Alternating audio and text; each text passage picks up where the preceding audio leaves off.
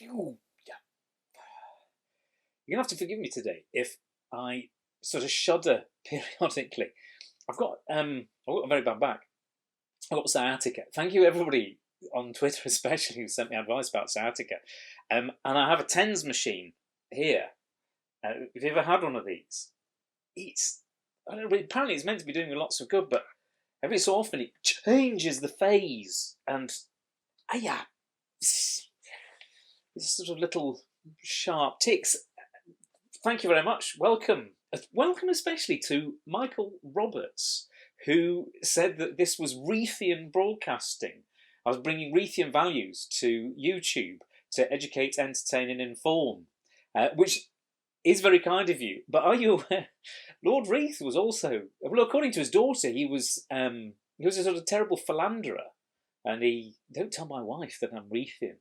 Because he would have these young sort of secretaries, and he flaunted them in front of his wife, who was very, very long-suffering. I remember she wrote a book about it a few years ago. Also, it's not true, well, it sort of isn't true, that his motto is educate, entertain, and inform. And the BBC's motto changed. This guy told me this years ago. His personal motto was Quae Cumque, whatsoever, and it's from St. Paul's letter to the Philippians. There'll be some biblical scholar who will go and write in. And it was meant to be about these sort of terribly good values. I can't remember now the whole passage in St. Paul's letter.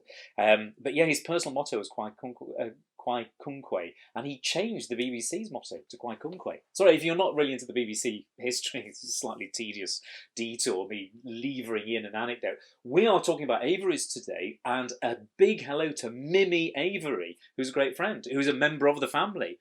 Business started 1793, same year as the French Revolution, that wasn't it? 1793. It's sort of, not just say bubbled along, but it was a modest business until the 20s, when there was Ronald Avery, wine trade legend, who became very friendly. Now, Mimi, I'm hoping I'm getting this right, with the Muix family.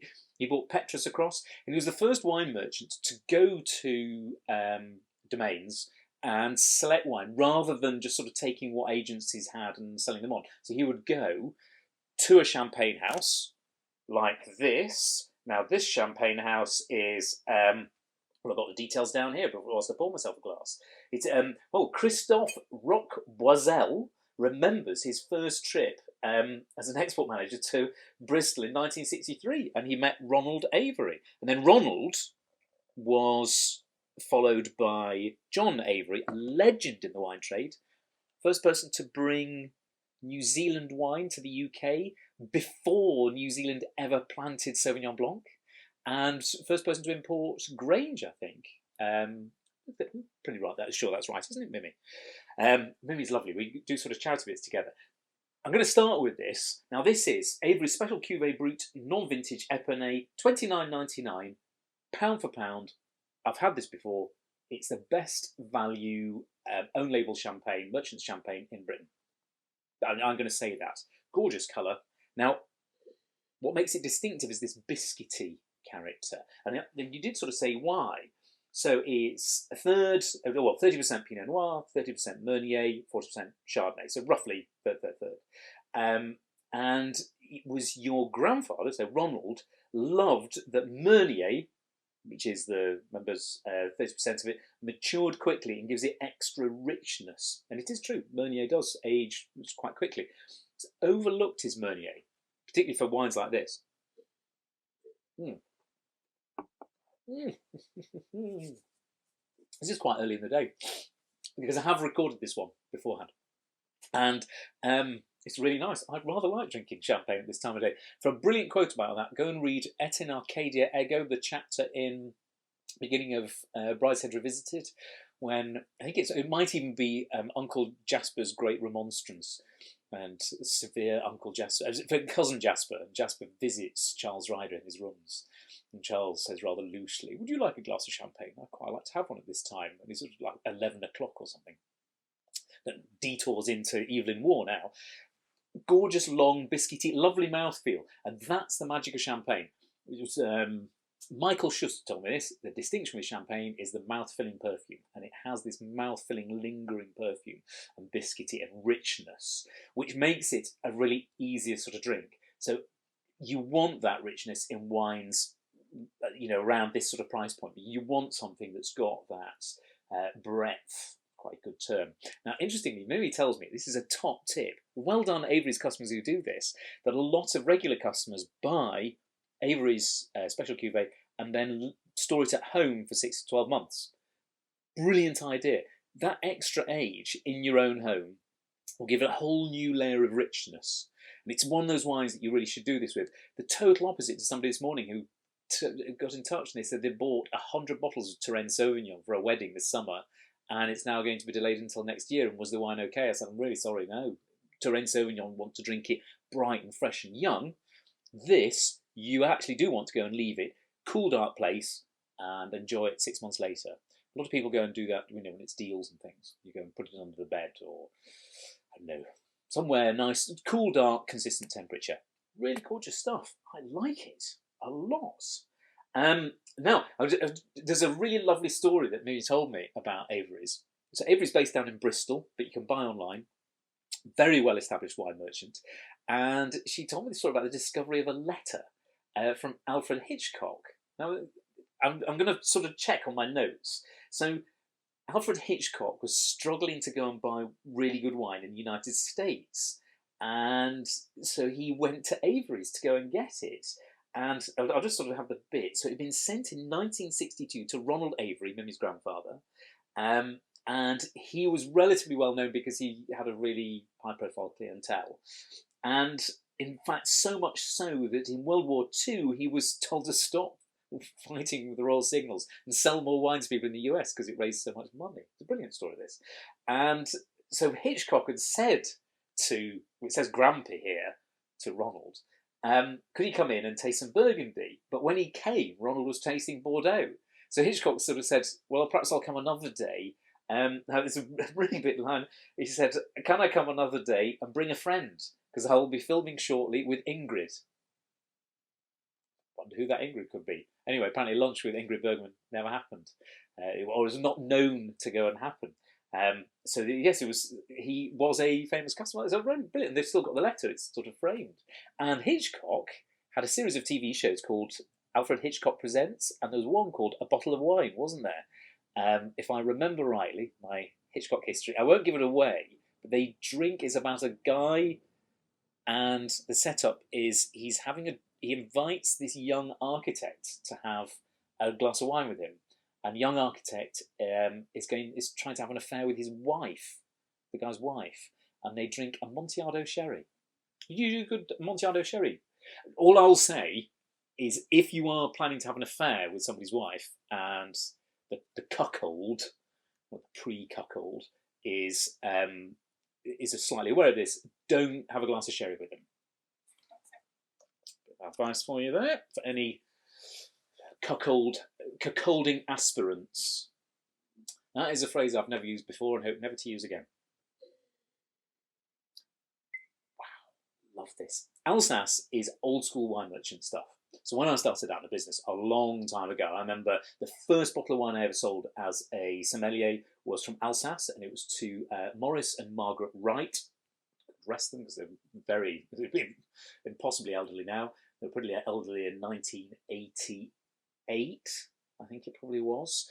And they used to come in and have half a bottle of Alsace wine every day. And I remember exactly what it was. It was Hugel Gewürztraminer was the first one that I ever sold to them.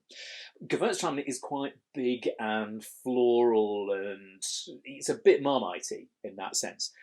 This is a wine that you blended, I think, Amy. Mimi, you blended this, didn't you? So this is Averys Selection Alsace by Gisslebrecht, $11.99. And it says, you blended it actually from a different house some years ago, and it says that it's got 3% of Gewürztraminer in it. So the rest of it, does it say on the back? So Alsace comes in these fluted bottles. Remember, this is part of France, not Germany, but they're always fighting over it. It's got Sylvanas, Pinot Blanc, and Gewürztraminer. So Sylvanas is going to give it this freshness. Pinot Blanc is going to give it this floral lift, and then Gewürz just gives it a little exotic twist on the edge. Silky, rich mouth texture, quite characteristic actually of Alsace. Fresh. It's ripe, but not off dry. Remember, this is the driest region in France. I think that's right to say. Driest region in France is Alsace. It's protected by the Vosges Mountains. Although it gets very cold in winter, it's warm in the summer. It's the texture of it. It's silky and rich, but still bone dry. And although it has an aromatic glow about it, don't worry, this isn't excessively floral. That's beautifully good wine. It just smells so nice. So yes, it's call it an Edelzwicker. It doesn't say Edelzwicker, but Edelzwicker is the blend of different grapes. So you can put in Riesling and various other varieties. This is Sylvana. Sylvana's a nice variety. Oh, I like that. That's perfect summer drinking. I mean, this is really lovely, but this is perfect summer drinking. Outside, lovely salads. I am going to say thank you very much to the London Wine Girl, who's on Instagram. Go and look her up, Charlotte Christensen, and she does a brilliant recipe. And it's if you go and look on her Instagram stories, it's a really good recipe. She shaves what they call courgettes, and then there's this really gorgeous sort of garlicky dressing that she has. That I did with it. That would be really nice with this, so I recommend it. Oh, gorgeous! Now, we like to support charitable causes. I've got a little one here. Napa Valley Vintners supports the Drinks Trust, which is the wine industry's charitable trust, with an online course. This is an amazing idea, right? So Napa Valley Vintners, if you remember the UK wine trade, go and buy shares in the wine merchant so you can join in. And you can go and do this course. It's called Napa Valley Rocks. It's an online course. It explores soils, climate, history and wines of Napa Valley. And every member of the wine trade who does it, they're donating £25, up to £12,500, which would mean 500 members of the trade have gone and learnt about Napa Valley wines. This is for UK and Irish wine trade. Now, they will also send a bottle of Napa Valley wine to every trade person who completes the course to enjoy. I'm sure if you're not a trade person, you can probably still do the course. I don't know whether they'd send you a bottle of wine. We'll find a way. Anyway, it's been the Drinks Trust, used to be called the Benevolent. I'm a big fan. We talked about them last week. They've been receiving unprecedented demand during these times. So they've been supporting the industry since 1886. I don't know what happened in 1886. Although I did once have a bottle of port from 1886. There you go. So it is, go to napavintners.com is the place you want to go and do the course, and they'll give £25. Brilliant idea. And then if you get a bottle, it's hashtag it's from Napa, hashtag Napa Cares, hashtags the Drinks Trust. Great stuff, that. I will be going and doing that course. I get to try lots of wines, so I'll give the wine to somebody else. Or maybe taste it here. But I'm definitely going to do the course. The Napa Valley has more soil types than the whole of France. I think that's right to say, because the alluvial flat fans. Maybe that's a thing you'll learn when you do this course. Right, Ironcloud GSM. Averys were real pioneers in bringing in wine from Australia and from California. This is from Western Australia. It is a Grenache Syrah Mourvèdre GSM, £16.99. So John was the first person to, John Avery, first person to import Australian wines in the UK. He put Tyrrell's Pinot Noir into the Gomio, and he put there an Australian's name on the European wine palette map. That's what it says from Mimi. We've always loved the slightly cooler wines from the Margaret River. I can't wait to go back to the Margaret River. It's so beautiful. It's absolutely extraordinary. It's just gorgeous peninsula south of Perth. Let's have a quite. It says here that it's less earthy than the Rhone styles that you often get there. This is very true. There's more fruit. There's more vibrancy about it. Grenache has this juicy cherry feel. Syrah gives it a bit of spice, sort of black pepper. The Mourvèdre gives it a tang. It's got a minerally acidic kind of fresh tang to it. James Halliday really rates this a lot. Now he's the leading Australian wine judge, Halliday's Wine Companion. I tend to sort of go. I think he gave them 5 stars out of 5 in his winery. You can slightly chill a Grenache, and I would recommend just 10 minutes in the fridge before you do this. Susie and Peter, my colleagues, In the wine communication world, they have their 20-20 rule, so 20 minutes into the fridge for reds, 20 minutes out of the fridge for whites. That tends to get you the perfect temperature. Hello, Susie and Peter. Got a great podcast. Go and have a listen to it. Oh, that's lovely. Bright food. That's for your summery, light red meat dishes.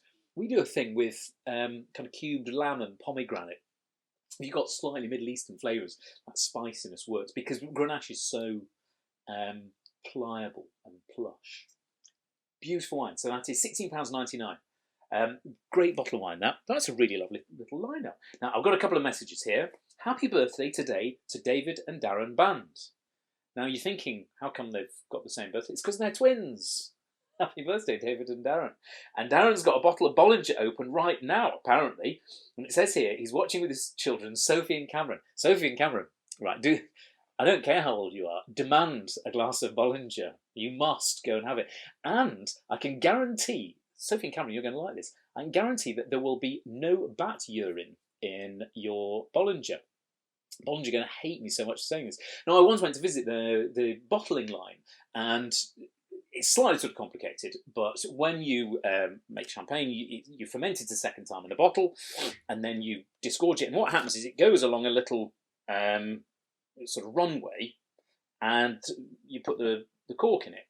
And there was a gap that was about that far that didn't have a cover, so it was like this. It was sort of travelling along, and I said to the man, aren't you worried that something might fall in it, sort of health and safety?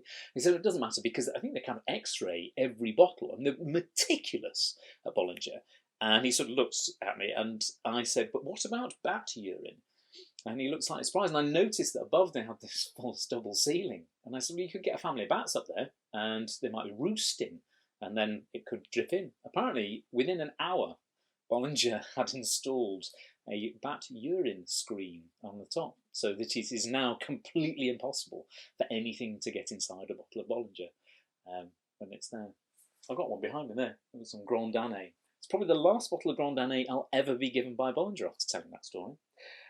So happy birthday, David and Darren. I hope it's a reasonably big one. If you're opening Bollinger, which certainly should be. But give some to Sophie and Cameron now. Logan Smith. What's my favourite wine that's the most affordable? In general terms, I'm not going to be specific. Portugal. Just go to Portugal. Amazingly good value wines for Portugal. And you can get stuff that's like £5-6 that's really good. But if you go and spend a lot of money in Portugal, they're really, really extraordinary wines. So you're much better than elsewhere. Largely because we can't pronounce them. Dan in Sussex. In Sussex. You bought some great Nebbiolo after one of these tastings. I'm going to say clucking brilliant. And it didn't cost the earth. I'm going to pretend a hen said that. I'll keep dipping in and out of online wine tasting. Here's a little tip. Go up and down or left and right. So if you find a wine that you like, go and try different vintages of the same wine. So go up, down. This is particularly true if you're in Bordeaux or Nebbiolo, places like that, because then you might find there's a producer or a particular village that you're into. And the other way is to go left and right. So you might find, let's say, I did this last night actually, I had some 2016 Bordeaux, great vintage, and you might go left and right with it. So say the same vintage, but then try Margaux, Saint-Julien, or, if you're in Nebbiolo, then you're trying Barolos, and you might go La Mora, Barolo, one of the other villages. So you can go sort of left and right. And it's a way of exploring from an anchor point. That's a really useful way of gradually learning out. So try this, and then try a single Sylvanas and a single Riesling and a single Gewürztraminer, and you'll start to find what the thing is that you're really into. Or go and try a blend of these varieties from the New World, something like that. And there's a little tip. I don't know who was asking about this, but it was about matching wines with curry. Lambrusco. If you're not sure what to go and have with a curry, Lambrusco. Give it a whirl. Thank you very much indeed for joining me. Go and do the Napa Valley Rocks. Go to Napa Valley Vintners and do the little course there, especially if you're in the trade. Go to Averys. Thank you, Mimi. So Averys online, brilliant wine merchant. Keep them busy. Champagne, Edelzwicker and GSM. And I'll see you on Monday.